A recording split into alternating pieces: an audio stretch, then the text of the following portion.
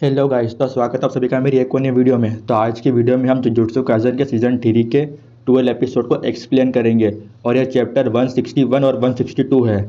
एक लड़की कहती है, अमाई मैं तुम्हारे सिग्नल का इंतज़ार कर रही हूँ। इसमें मेरी गलती नहीं है कि यहाँ पे कोई भी नहीं आ रहा है। क्या तुम मुझे उल्टा जवाब दे रहे हो? सॉरी, मुझे माफ़ कर दो। तुम ऐसे ही बदतमीजी करते रहो, मैं तुम्हें निकाल दूंगी।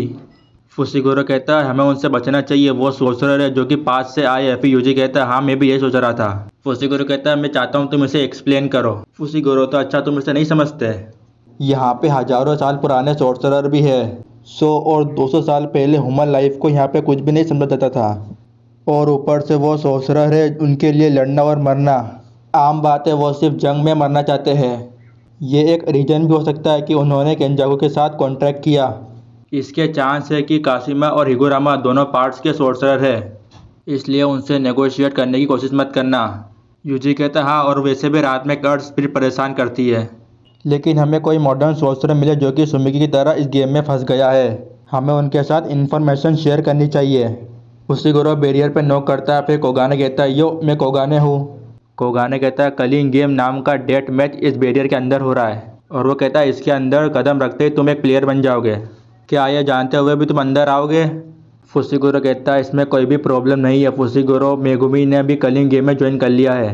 कोगाने कहता है, क्या तुम रूल्स देखना चाहते हो? वो दोनों मना कर देते हैं। फिर यूजी कहता है, अभी के लिए हम सिर्फ हिगुरामा की इन्फॉर्मेशन कलेक्ट करेंगे। बैरियर में इंटर करते यूजी आसमान से गिरने लगता है। यूजी कहता है, फुसिगुरो यहाँ पर नहीं है।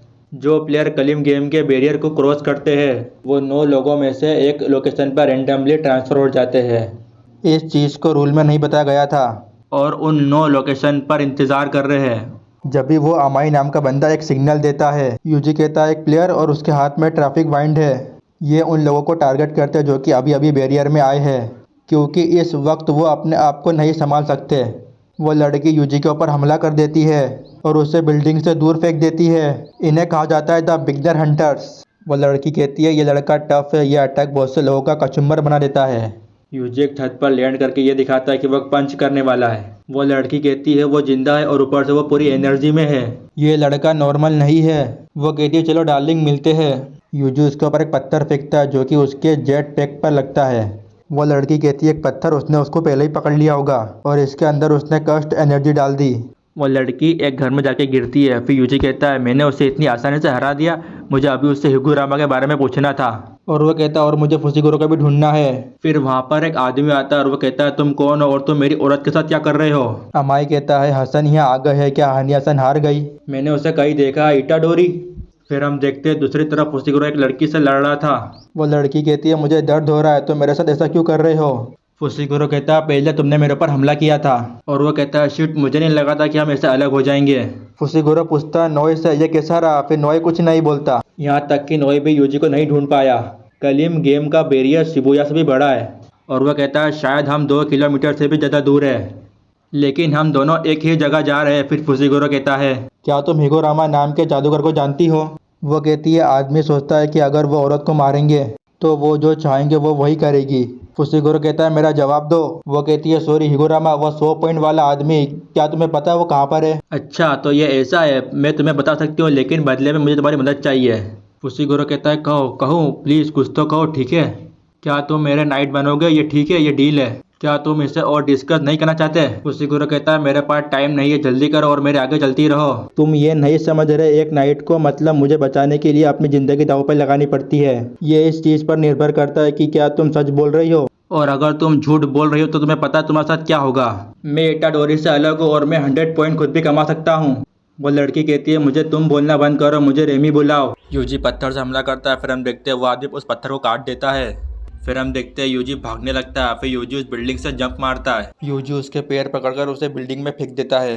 वो आदमी सोचता है ये बच्चा, उसके पास कितनी पावर है। फिर वो अपने पंखे से उसके ऊपर हमला करता है। यूजी कहता है, ये मुश्किल होगा अगर वो ऐसे ही उड़ता रहा, लेकिन उसके पास हमला करने का एक ही तरीका है, उसका प्रोपेलर मुझे मारने के लिए उसे पास आना पड़ेगा। फिर यूजी एक बिल्डिंग में चले जाता है। यूजी कहता है, मुझसे अंदर ही लड़ूंगा।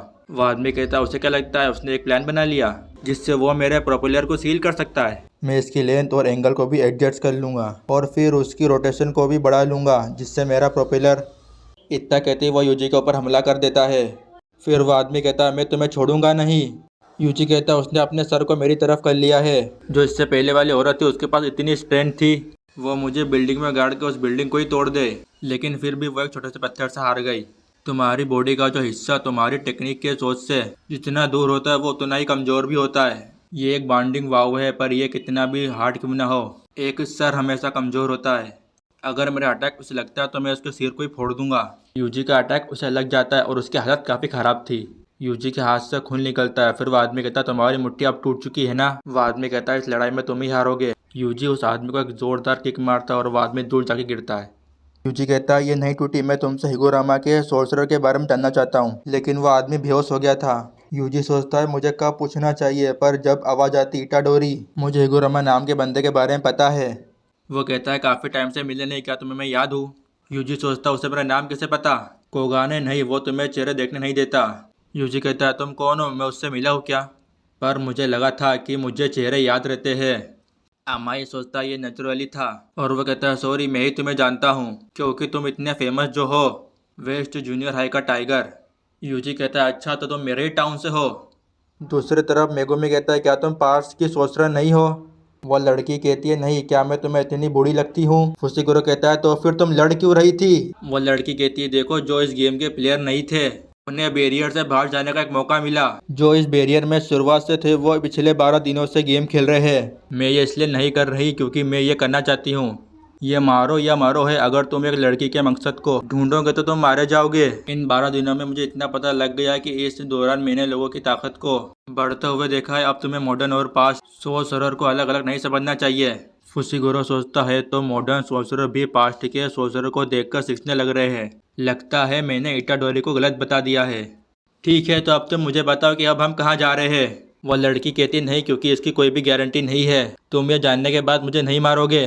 फुसिगुरो कहता है पर क्या हो अगर तुम वहाँ पहुँचने से पहले ही मर जाओ। वो लड़की कहती तुम्हें मेरी रक्षा करनी है और तुम मुझे तुम कह के मत बुलाओ। दूसरी तरफ यूजी कहता है तुम श्योर हो क्योंकि वो दोनों तुम्हारे दोस्त थे। नहीं, मैं बस उनके अंडर काम करता था और वैसे भी वो मुझे मार देते।